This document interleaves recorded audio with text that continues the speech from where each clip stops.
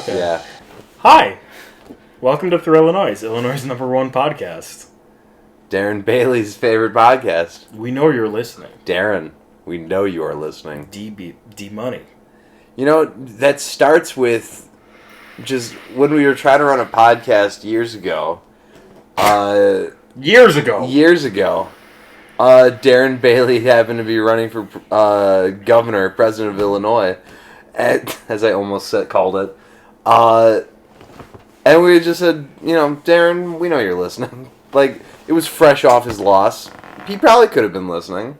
He also is rumored to run again for governor of Illinois. Pro-Palestine Darren Bailey, I might add. As I left off on when I left last time. Can we start on that? Because that is the most interesting thing. He is pro-Palestine and also MAGA. And I don't know if there's any other politician in the Midwest, let alone the country, that is actually, like, using that playbook. There are some, but it's, like, enough that I can count on one hand. Like, think about, like, Marjorie Taylor Greene seems to be very anti-sending money to Israel, but it's not for, like, a moral standpoint of, like, there's a Palestinian genocide going on. It's more of a standpoint of, why are we giving money? Yeah, hey, I thought we were the America inconvenient first. genocide, or the genocide that's costing me money. I was literally just talking about this at the skate park, because my friend was trying to talk about how based, like, the Orthodox Jews are in Israel, who are, like, against the genocide. Well, they're actually against, technically, the creation of Israel, because they're like, well, we think that we're supposed to be a people without a land, so that means Israel is wrong. And it has nothing to do with the moral implications. It's just their interpretation of the word. And I told her that I met some Jewish people over the last couple of years that told me how those same Jews are looked at like the welfare queens of Israel because they're the ones who refuse military service. But they're actually looked down, like, on below, like, anyone else because they still want to be, like, princesses of the welfare state, of the settler state, but without having to do the genocide directly. So it's like a broken clock being right sort of thing. Yeah. And then I was like, it's just like the Americans who are like straight up like, I don't really give a shit what happens anywhere, but I don't want it to cost me anything. Like, and that's unfortunately where Americans are. A leftist says, oh my god, I can't believe Israel is doing a genocide. A right-winger says, oh my god, I can't believe Israel is doing a genocide with no logistic benefit to us. Right, I'm not making money. Well, how does this benefit me? Yeah. Yeah. Which almost makes you think, like, that's why Trump, like, spoke up and he's like, we're going to turn Gaza into the American Riviera. Yeah. Like, hey, we shouldn't do that. Yeah. Also, fuck you. Also, there's a neighborhood in the Golan Heights named Trump Heights because of the fine work he's done for Israel. Yeah. No, he's been the best president for Israel, hands down. Anyone who knows anything... Yeah, Zion Don. Yeah. Fuck. I haven't heard that one yet. You haven't heard that? No, That's he has been the most pro-Israeli president maybe ever, but at least of the last of the 21st century for sure. He is brain dead, right? Yeah, no, his administration's currently being ran by internet right-wingers. Like I just saw they posted a What's the little fucking fascist song they like posting? Little Dark Ages by MGMT? Is that Whoa, really? Is that not They use that? Yeah. Oh, yeah, Little Dark Age? Yeah, they'll do the little, like, the flash edits with that. I think that is just a offshoot of the, like, like the black box with, like, the text that says, like, the West will rise or something. With, like VCR quality on the, like, right. Yeah. They just so happened to co-op Little Dark Age because it was popular on TikTok and stuff. Okay. And so, like, you'll have edits of, like, like, fucking America in Iraq, like Desert Storm, and they'll have a VHS tape over that and that kind of, like, film playing Little Dark Age and that kind of, like... The idea is what? Aesthetic. Exactly? Okay. I don't know. The idea is that literally... I think the song itself is meant to be anti-fascist, which is, of course, why these fascists are just like, well, why don't we just take the song and make it about us? Kind of the same way that like they Yankee Doodled it. Or like Bruce Springsteen's like Born in the USA. Yeah, and then Reagan and Trump and everyone in between would walk out to their like Republican National Conference to it. Yes. And every 4 years it happens, and Springsteen's like, "Can you not do that? That's not what the song's about. Yeah. Please stop doing that." Which interesting. I gotta, I'm a firm believer that Bruce Springsteen by Born to Run was already maybe approaching a corporate level. Maybe no longer was working man Bruce at that point. But at least even Bruce Springsteen's fucking smart enough to be like, hey man, can you not, Republican Party? This is I don't want you touching my shit. Yeah. Specifically you. Now, is a guy like Springsteen saying that because he comes from working class roots, or is he saying that because it would look bad on my image if you guys used it? Who knows? But whenever people tell me like that they would be okay with whatever like destructive foreign policy the government is doing as long as it benefits them, I'm always like, you're a gangster. Yeah. You're a gangster. You're like, you look at the whole third world and say, look at those people, they're savages, they don't know anything but violence, yet you are okay with being part of a fucking gang that robs people and gives you some of the spoils. It ultimately, it's like so ironic. Goes down to the white moderate quote from MLK, and it every time I hear it, I'm like, fuck man, he was cooking. Where the white moderate is the bigger obstacle to liberation than the Klansmen, or just because they would rather have peace and tranquility than economic justice, and it's straight up so true. And yeah, they knew what they were talking about, and we didn't know until until things hit the fan, and then you talk to people and then find out what they actually think about it. And then you realize they're right. They walk amongst us. They are literally like fucking zomboid creatures that just... There is something weird to like pinpoint on like American culture, how like a lot of mafia movies are very popular in America, right? And I think it's because a lot of Americans want to do something like that. They want to be gangsters. They want to like emulate like controlling the street and being like vigilantes. Right, like, if I go out west, that is uncharted territory that I could become, perhaps, the founding family. Yes. Right, I want my piece of the pie.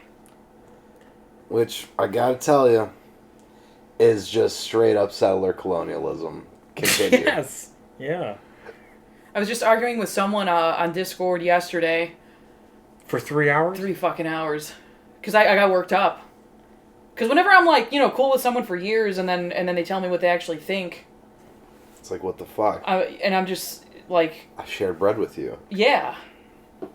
I'm like, how dare you? He was like, he was trying to say that like, that Iran is bad. Iran funds all these like proxy terrorist groups everywhere just to like attack people, and I'm like, actually, Iran funds. They're not really proxies. I mean, Iran has its own objectives, and then, like, Hezbollah and the Houthis have their own objectives. Yeah. And Iran is on the same axis of power by opposing the United States and Israel. So, like, yeah, they'll work together. But I'm like, I don't know where you get this idea from that, like, Iran is just inherently, like, what are they trying to conquer the Middle East? Do you think they're trying to conquer the fucking Middle East? I'm like, yeah. I can tell you who is. And he wouldn't believe me. And then I said, I'm gonna tell you something. I really want to know if you know this. And I asked him the question about the nuclear weapons and the Nuclear Proliferation Treaty, and then the IAEA, which I think is the body that like governs the treaty. I don't really know. But regardless, you guys are familiar with every country that has nuclear capabilities has to be, part of the inspected and they have to sign onto these things and be part of the agreements. I was like, do you think Iran is or is not part of those agreements? Does Iran get inspected? Does Iran work with the world and say, yeah, we'll only do this much? And he was like, probably not. And I was like, actually, they do. You can look it up right now. And he did. And he was like, okay, so? And I was like, so what if I told you there's one country that has an undisclosed number of nukes, refuses to sign the IAEA and the treaty, and gets away with it. And yes, and they're the only fucking ones. Which country do you think that is? And he was like, I guess Israel then, since that's, obviously I was pointing to that. And I said, yeah, doesn't that scare you? And he was like, not really. And I said, but Iran having some nuclear capabilities, or the potential of a nuclear capability, scares you. And he was like, yeah, they shouldn't have nukes. And I'm like, why shouldn't they have nukes? Where's he from? Somewhere in one of the states. I don't know. Probably, I don't fucking know. I thought this was the Finnish guy. I think Iowa or some shit. No. Yeah, so... First, you're living in the middle of... The Finland of the Americas. Yeah, first of all, this China Swede don't know what he's talking about. Whatever. That hasn't been an insult in 100 years. But yeah, he lives in the middle of a cornfield and only has the information he's learning on TV or the news outlets that's being fed to him. I'll be honest with you. If you were getting, your information from Twitter... A few years ago, it was a pretty solid place because you still did have, Pre-X. And you had, journalists who were anti-democratic establishment but still on the left that would post, and it would be, you could still easily obtain that information, and now it's, if you're not, a Nazi and promoting the culture war, then you're not getting boosted, and it's bad, and it's, Yeah. Mind you, the Pirate Party account, for example, has almost 9,000 followers on it. True. Wow. And I've seen post interactions go down dividends in recent weeks, and I think that's because we refuse to pay for a blue check, and we're also fucking. I'm pretty sure they saw me blame Charlie Kirk for his own death, so they're just like, yeah, well, fuck you. Yeah, we're gonna bury you. I didn't. The day he died, which, by the way, for so funny you laughed. Yeah, I woke up from a nap and saw a message that said Charlie Kirk got shot, and I just woke up, so I just held it down and laughed, reacted to it. Because what else do you do? I watched. Do you know Brianna Joy Gray? I do. Yeah, I love her. She was She was something in Bernie's administration. I think she was her campaign manager. Yeah. In 2016, I think super she was the campaign smart, advisor. Yeah. Super intelligent. Leftist voice. Pass me a beer. Oh, I put them in the mini fridge. Oh, okay. Did a debate with Charlie Kirk on his network, whatever.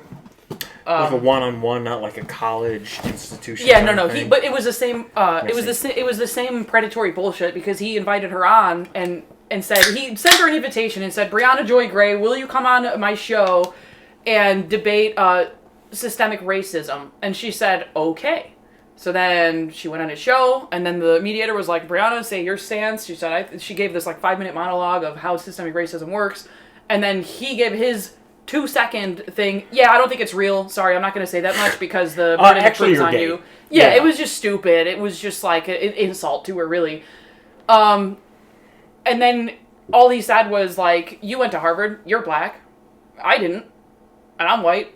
That's pretty cool for you. And then she was she laughed, and she's like, are you of the opinion that if there's one anomalous case of something, then it disproves the whole rule? And he was like, no. And then he just kind of started he interrupted her every time she tried to fucking speak, and she would deliver these really eloquent the whole fucking formula of right-wing talking heads is you're gonna say something, and if it starts to kind of involve numbers, or if it sounds too smart, I'm going to just steamroll over it with I'm going to interrupt you, and I'm going to say America's the greatest country in the world, and America is actually the least racist country in the world, and actually we're the first ones who freed slaves, so that makes us the best. And Which isn't even true. It's not true. But she had a perfect response, and she was like, Charlie, if you have a child and you abuse the shit out of your child, and someone else has a child and abuses them too, but you stop first before they do, does that mean you're better? Aren't you both disgusting people?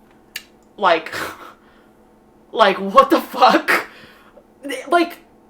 I don't think we hated him enough, is my point. Oh, I hated him plenty. I feel bad saying this after, he died, but genuinely, I don't feel actually bad. I just feel like it's like distasteful. You know, it's different. It's like dunking on someone. But you know, there's a lot of people in history that have died hundreds of years ago, and we still like shit on them, and you know, like it's like the martyrdom like idea is fucking stupid. Just quickly, because Mitch, I can see your fucking heating up here.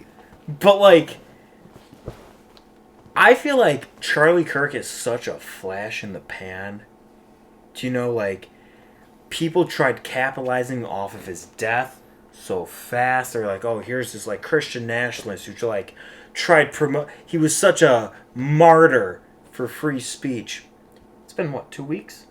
Nobody gives a fuck. Yeah, already I could tell no one gives a shit. Nobody gives a fuck. Even the people that were really angry about people laughing about his death are kind of like, hey, his wife's like really stupid and she's talking too much and this is really weird and annoying and nobody gives a shit. Exactly. They're the first one saying no one gives a shit. And I'm like, I thought you thought she was a holy, without sin woman. You know, it's just funny. Also, how the fuck is FBI, whoever's in, Kash Patel, the guy who's like, yeah, I want you to rest in Valhalla.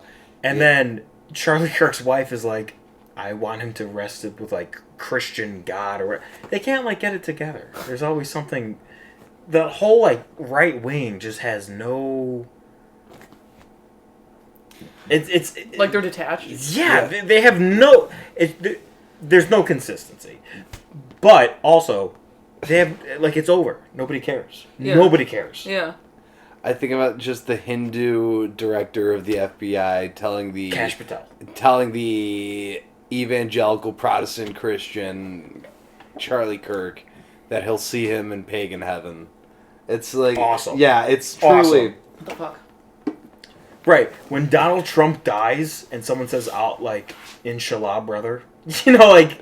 Just completely off the wall. I want you to know, it's already my favorite tweet, and it hasn't happened yet. It's just going to happen. It's okay, yeah. When from the third, you're from the middle of the ocean. It's like I'm speaking in future perfect tense. Yeah, yes. Okay. My favorite tweet of all time is going to be when Trump dies, and someone tweets out, before he died, he saw the light of Islam and accepted Allah, which they do for everyone when they die. They did that for Rush Limbaugh. They said on Rush Limbaugh's death, he's accepted the light of Allah and like recited the Shahada every time. It gets me so good. Oh my God. Someone's like, he accepted the light of Islam before he died. Accepted the light of Islam, like on your way out, is such a funny concept to me. Like. You know that's what fucking, oh God, what's her name? The most recent saint? Teresa. Mother Teresa? Mother Teresa, that's what she would do. Huh. When people were dying, she would like... Oh, she would be like, by the way, you love Jesus. Yeah, right. And she would like blast... Oh, yeah, she was like... with holy water, and then they would die. And then she's like... Got him, and like scoreboard, and we'll like just put it on. She was stat padding. It's kind of beautiful in a weird way. It's like she was really just trying to save people, even though it's like I don't think that's how it works. Well, it's fucking crazy that like you would like get like like the watch would go off, and you're like you're like bask people with holy water. Jesus, right, and they're like my daughter. They're like, oh, did you hear that? Daughter, Jesus. Yeah. Very Albanian way of doing things. She really was like the most Albanian woman to ever live. It's crazy. It is. It's also crazy that we're like, I mean, we don't do it as much now, but like there was a time where like Mother Teresa was like the poster child for like the Catholic Church. And that was a grim time. Like if she was the one. No, listen, we were like all about Mother Teresa, and also we were like anti-communists. It was like a very dark time for the Catholic Church. Yeah. It like so dark that we were like, the church knew what it was doing too, because they're like, who should be the next pope? Why don't we make it some fucking Polak who's behind the Iron Curtain? That'll like show unity. Well, which. Yeah, I mean, like, that's why that's why they chose Leo. I went to fucking some Polish-speaking church the other day, or a church with a Polish-heavy community. Yeah. Where they had, like, Catholic Mass in between their Polish Masses. Yeah. And I walked in the church, and who did I see? Jesus? I mean, yes, but Over in the corner, fucking Juan Pablo La Segunda himself, fucking just sitting there next to a photo of Mary and a photo of Jesus. Love that. I'm like, man, these Polacks love their Pope. Which I get it. Leo's our Pope. And you know what? My mother's Polish, so I'm going to say Polak with impunity. Not only the utmost respect, but also you cannot criminalize this. You know, my father used to call me and my siblings Polacks, and he was not Polish. And sometimes I wonder if I'm actually haunted by that. It actually took me so long to understand Polak jokes. Do you know that? Yeah. It took me so long. Yeah, so a lot of Polak jokes are like, how many Polacks does it take to screw in a light bulb? And you're like, how many? And it's like 10, because half of them are sleeping. And I was like, what's the joke? And he's like, oh, they're dumb. I was like, oh, that's not a joke. You just don't like Polish people. Actually, the best Polak joke I had was a true story. Which is... So, my old coworker, she got this apartment, and she had hired this She hired this Polish person to, install the windows. And it's one of those windows where you, turn it, you crank it, and the window turns out, right? But he installed it backwards. And so when you cranked it, it cranked into the apartment instead of out of the apartment. And she was like, what the fuck? You did it backwards. She goes, yeah, well, it works, right? And at that point, I was like, oh, I get Polak jokes now. Yeah, you guys are idiots. Oh, my God. Yeah, that... Stash. Fix my window. Yeah. No, we don't give them enough credit. They're actually the funniest people. They are funny. In Haiti, they declared Polish people to be the white Negroes of Europe. In Haiti. And the reason that is... That's awesome. First of all, yeah, for no reason, actually. they just decided. No. You. In. So Napoleon sent troops to Haiti to get their slave colony back. And as part of the troops he sent over, he had some Polish volunteers who were told hey, they're killing Frenchmen, go get them or some shit like that. And as soon as they got there, the Polish realized, oh, wait a minute, this is a slave rebellion and they're liberating themselves. Yeah. You know, we've been pretty fucked over these last couple hundred years. Past entire history of Poland. Yeah. We're going to fight with the Haitians, and they did. Huh. Good for them. There was a city in Poland where or a city in Haiti rather, where the Poles were literally you can live here. Huh. So now most of them are mixed in with the Haitian populace, but you can still see there's a light-skinned Polish Haitian community. Interesting. In Kazul, I think is the city. You know, there's a lot of Poles in Ireland as well. Yes. And I think that just stems from Catholicism, because the Poles and the Irish are Catholic, which is also why you see a lot of Polish and Mexican living in the same neighborhood in Chicago, because the Catholic Church was already there, so it was an easy move. Right, yeah. I love every time I'm on 94. I do love seeing the big Polish Unity Center off the highway. I don't know why, but it makes me happy. I felt very at home whenever I worked in a Polish and Mexican neighborhood. I never really understood why, but I was I feel like I... When I was working for Vibe Warren here. Williams, 30th Ward, we had to give out flyers all the time when I was knocking on doors and stuff. And all of our flyers were in Spanish, English, and Polish. And we didn't have enough Polish ones, which was a problem because I would knock on a door and someone would be like, "Nya." And I'd be like, oh, hello, I'm here for, Warren William. And you're like, "Nya." I'm like, okay, well, here you go. This is the best I can do. I wish I spoke more Polish. I only know... I don't know any Polish. And I've yelled at my mom. I said, how do you have... Does she know Polish? No, that's the thing. As I said, your mother was fully Polish. Probably went to Polish school herself. Yeah. She had 6 daughters and none of them went to Polish school. Oh. And I goes, oh, well, wasn't important. It's such a real crime that, in the United States, that, we have this theme where like if you want to be American, you just kind of like disregard whatever like cultural touchstone you have to be American or whatever. And I feel like Polish and Mexican often fall into that like field. Mm-hmm. Yeah. I wonder, like, in Spanish, like, Mexican American kids usually get the label being a no sabo kid, which stems from, in Spanish, if you say I don't know, it's no say. But no sabo? But no sabo, if you're following grammatical patterns, you would assume it would be I don't know is no sabo. So kids who are like growing up learning Spanish may say no sabo because they're like speaking English and learning Spanish. Interesting. And Mexican parents will be like, no sabo, pinche no mames, no sabo. You know, they'll like will not appreciate that, and they'll get, and like these kids will get called no sabo kids. They're like, oh, I don't speak Spanish, I'm a no sabo kid. Yeah. Interesting. And I wonder if there was like a similar vein for like Polish speaking kids in the United States. Probably. I knew a lot of Polish people that like went to my elementary school and stuff, and they always went to Saturday school. It was very common. They had a whole they were very, very much Polish, and like they would literally take on a whole extra day of school every week, and their parents were strict, and they had to learn Polish, and they had to learn the customs and stuff. I remember seeing them wearing like the cultural dress, and like like it was taken very seriously.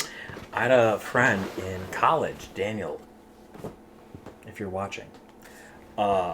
He would often talk about his family coming from Poland, kind of like pridefully, talking about like, yeah, my dad like crossed the like border getting shot at, and he got shot and was still able to like make it across like Western Berlin and all that. I think it's fucking crazy. I mean, like we have stories like that today in the U.S., but like it's crazy to think in like a Cold War sense. I could see that happening today, though. Like a border guard in the United States shooting someone for trying to escape the U.S. Well, okay. If I could transition into something different, this whole last week we've had ICE agents all over Chicago. It's been fucking driving me crazy. Yeah, I've been feeling pretty paralyzed, like mentally, because I'm like, I should go downtown to do something, join one of these group chats and. South Shore, that whole apartment building. My dad used to work at that apartment building. That whole apartment building got fucking raided by about 300 ICE agents. It literally looked like no warrants. Yeah. Kids and children are being thrown into budget vans, zip tied, without any question. It's crazy. Half of them are U.S. citizens. And that's not to excuse the fact that what they're doing, like it doesn't matter whether you're they don't. Everyone is entitled to due process. Yeah. Yeah. It actually is driving me crazy. Yeah. I clicked on a link that said like it was on Twitter, and it was like, do you want to defend the U.S. from foreign terrorists and immigrants? Like, join ICE today. And I clicked on it just to see what is being offered. Do you know what the sign-on bonus is? Isn't it like 50,000? 50,000. And there was like student loan forgiveness or something, or they'll pay your student loans for you. Yeah.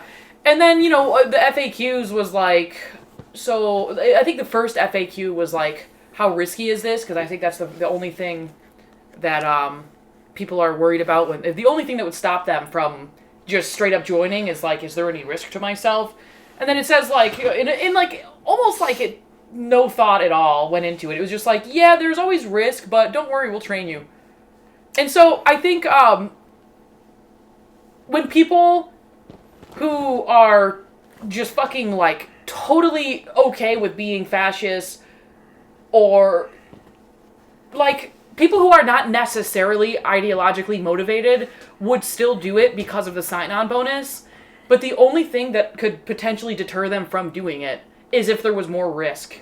If that FAQ was like, actually it is pretty dangerous, and it could be dangerous if people made it dangerous. You know what I'm saying? Like, these people are like, they want like quick sign-on. They want like it's like a scheme. It's like it's not like they don't even have uniforms to give them.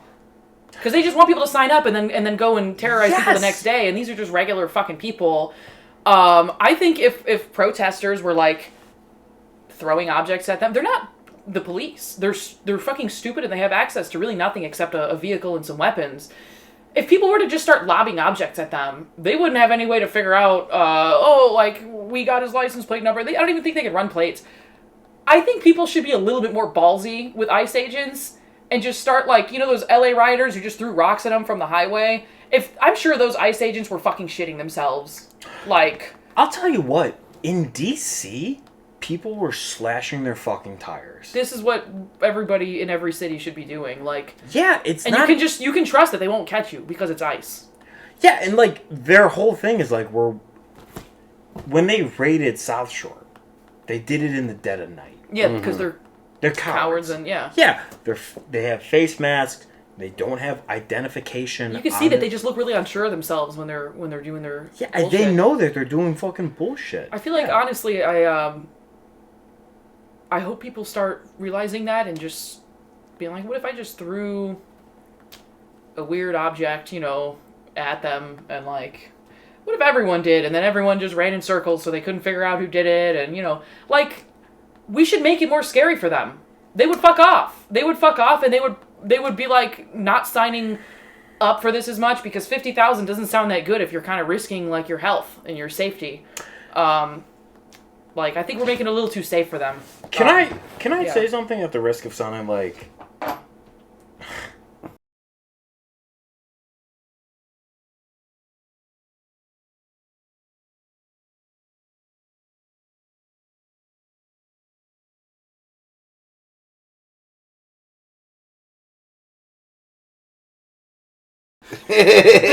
right? Fuck you. Isn't she kind of a bitch anyway? No, she's my wife. But no, first of all, my wife. Yeah, my wife. You better leave my wife out of this. But meow, meow.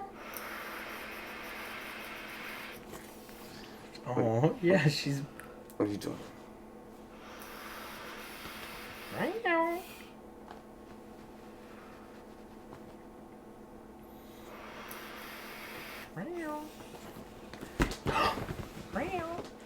It's really hot down here. I'm sorry. I kept the AC off since it's October. Yeah. It's only the hottest October on record coming up. Yeah. We said that it's the hottest day. I think today or tomorrow is supposed to be the hottest day October's ever recorded. Oh, shit. Well. The Pope, our man, Pope Leo, said that climate change... Father Bob did say it was the moral issue of our day was climate change, and the fucking right-wingers had a fucking pissy fit. He also said Pete Hegseth just sounds like a war hawk, which rocks. Way to call a spade. I gotta tell you, I think I'm falling into the, like, accelerationist field in the sense that, like, this current administration and Pete Hegseth and all the other goons are actually a good thing.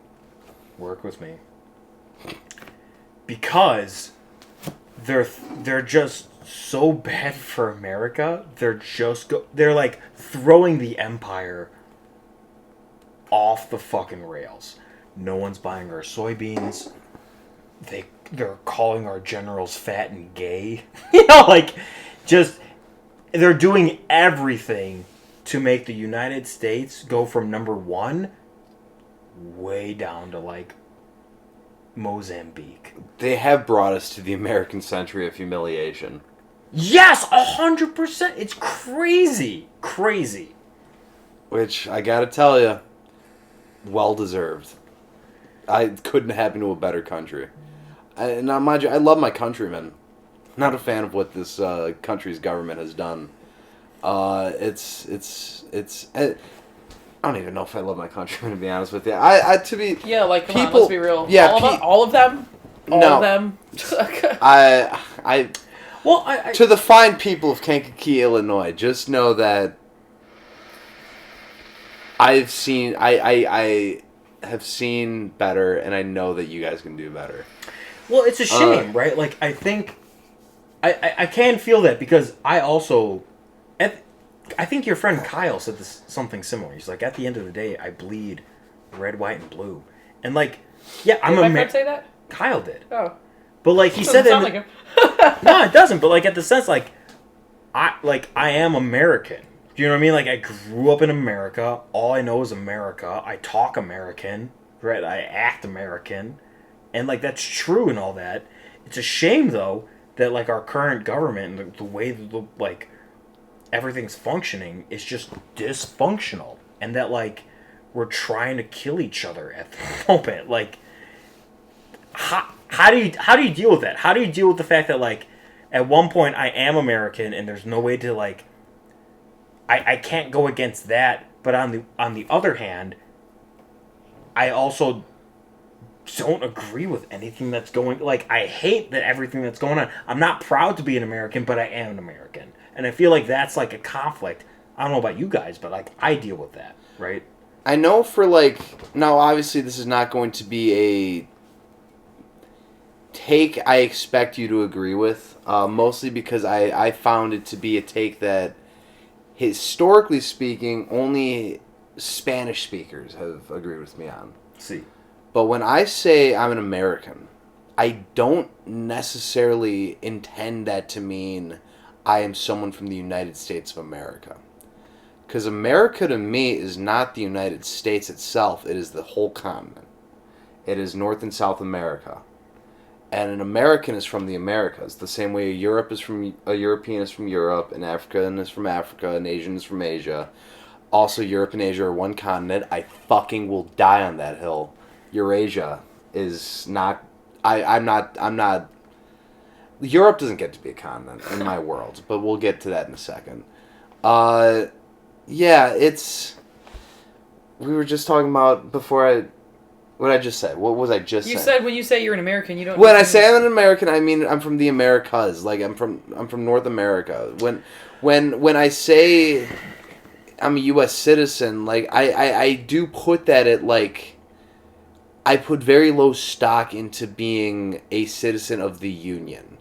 I feel like the part of the American experience being the United States of America that to me held up so unique was that we were a nation of Californians and New Yorkers and Floridians and Chicagoans and Hoosiers and Tennesseans, and you had every state had its own culture, and it was this mesh that didn't always work together smoothly, but somehow, some way, was proving to be somewhat working. And I don't know if it was just always so fragile that it took a Trump to show how fragile it was, but when the democratic process stops working, it puts everything into whack, and you have to ask yourself, well, how much does a Floridian have in common with someone from Washington State? How much in common does a New Englander have with a Californian? You know, just being an American, if the United States fell tomorrow and there was no more United States of America, we'd all still be American because we're still on this continent. We'd be Westerners. We'd be we're the West. We'd still be Westerners as well. Because the West is like one way of thinking, and then the East is another. And actually, the West, I feel like when people say it, they kind of subconsciously are including the Europe. Which I think 100%. Because it's, you know... It's still Eurocentric. Because, like, a person from the actual fabric of those places would say first world, third world. Yeah. But somebody who reads would say Westerners versus, I guess, the global South, or not really the East. Even the East is, like, that's where, like, Oriental comes from. Mm-hmm. But I feel like people kind of know... It's so obvious now, like, the difference between, like, some countries and other countries. Like, it's like the white colony countries, the countries that are capitalistic, the countries that are having all of, like, the cultural influence, versus the rest of the world, the ones who kind of always get undermined and exploited, or even the ones that don't, but still are opposed to the other axis of power. Like, it is kind of like Eastern and Western. Well, it does, too, stem from the Cold War, where, like, the East and the West, it was literally the capitalist West versus the communists. The communist East. and then first world and third world. First world meant the capitalist country. You're right. That's not even like an observation. That's like literally they're like, What all they right, the colonialist capitalist West. We are the first world. Yeah. The second world will be the communists, and the third world is everyone that's not us. I always wondered what the second world was. Yeah. So that's where the third world is. Interesting. I've read something earlier this week that I would love to bring up. Someone mentioned, like, if you were ever to have a conversation with, like, a capitalist or a socialist, and you guys get into this, like, debate, right? Like, either side, if you're truly pro-capitalist or you're truly pro-socialist, you need to know, like, the good, the bad, and the ugly of either side. And the post was saying, like, most people don't have the, like, ability to actually, like, dictate all of that, right? Like, if you're pro-socialist, you need to look at places like the Soviet Union and China, and you need to, like, precisely critique those systems and, like, be able to have a, like, honest conversation about that, right? Like, command economics does not do good for, like, agriculture, and that's fine, but, like, you need to, like, acknowledge that. The same way, though, that a capitalist needs to look at, like, our current system where, like, a government fails every 2 years and, like, we're throwing out food, right? Like, how do you deal with those kind of systems? And I think that's something that is not brought up a lot in conversation. I don't know. I guess I just wanted to, like, bring that up to point. We do. It seems odd to me that, like, we live in a society where artificial scarcity is a driving factor, and, like, we will create, like, need. We're like, think about, like, when we have, like, chicken wing shortages. What, do we run out of chickens? Chicken nuggies? Yeah, no, it's literally, they're like, wow, we have too many chickens, and it's gonna drive the price down if we don't fucking cull this. Yeah. So let's withhold some chickens so there's an artificial shortage. And then when it comes out of the shortage, there's always an abundance of it. So they always have to be like, well, there's overstock. It's why every restaurant has, like, chicken sandwiches at the same time, or like fucking pickle themed anything at the same time, or like, oh, we're gonna do sweet potato fries all at the same time. It's because there's always, like, an abundance of some crop that they're trying to just pawn off. Like, fuck, dude, there's too much. Sure. Yeah, we kill too many. There's too many chickens. We have to kill them and sell them. Well, I guess, like, that begs the question. That's a good point. That begs the question, though. Like, what happens when, like, we have too much corn and soy? No one's gonna buy it, right? Like, and so what do we do with that? Here's the thing. Is it the end of the world if corn and soy is incredibly affordable? That's not the problem.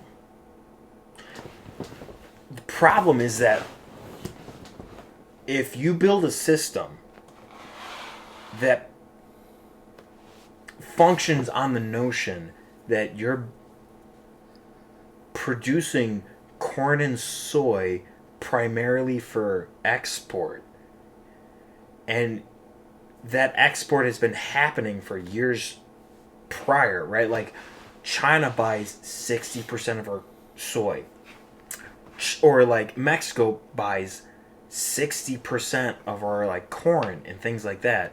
And all of a sudden, they don't buy that because we're assholes now. More assholes than usual, right? Like, what happens to that? Most of that goes towards, like, pig feed. Most of that goes towards cow feed or something like that, right? Like, what do you do in that situation? We're currently at, like, a crisis where, like, farmers are not being able to have access to sell their corn and soy.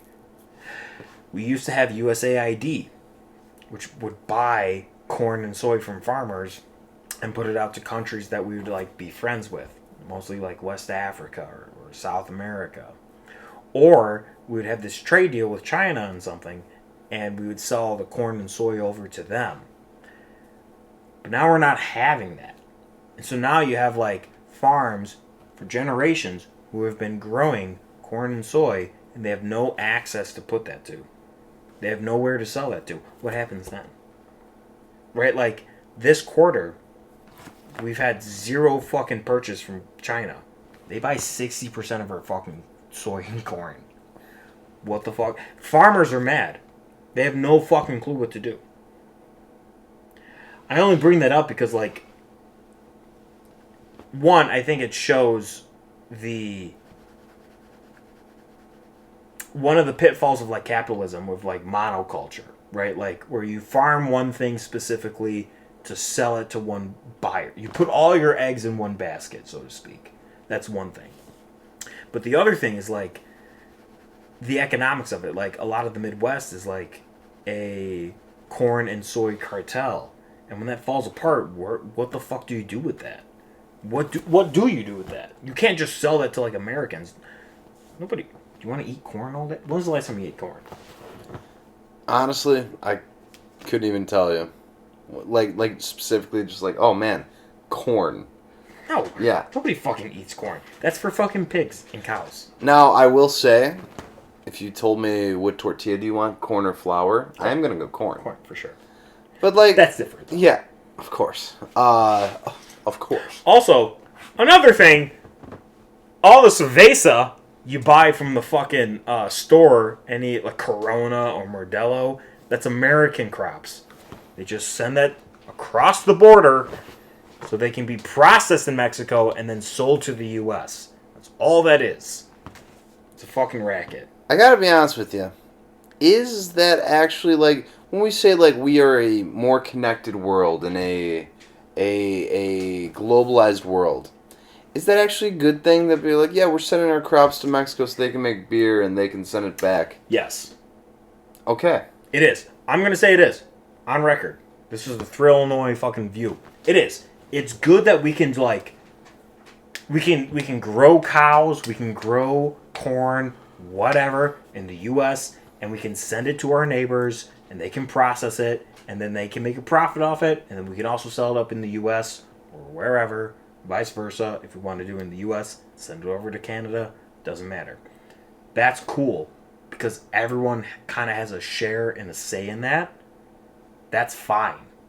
There's a little more freedom to that, as opposed to having like real strict restrictions on it, where you can't sell anything to anyone.